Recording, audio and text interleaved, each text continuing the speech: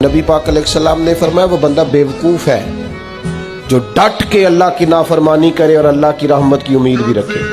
یہ تو بیوقوف آدمی کی علامت کہ نہ سنت پہ عمل کیا جائے، نہ شریعت پہ عمل کیا جائے، نہ نماز کی پابندی کی جائے، نہ حلال حرام کی تمیز کی جائے، اور ڈٹ کے کہا جائے کہ اللہ بڑا مہربان ہے معاف کر دے گا.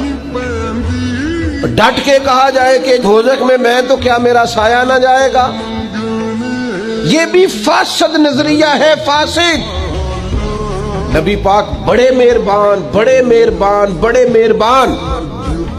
پر سیدہ عائشہ صدیقہ رضی اللہ تعالیٰ عنہ فرمانے لگیں اپنی ذات کے لیے نبی پاک نے کبھی کسی سے بدلہ نہیں لیا، لیکن اگر کوئی اللہ کی حد توڑتا تھا نا، رب کے دین کی حدود پامال کرتا تھا تو حضور جلال کرتے تھے.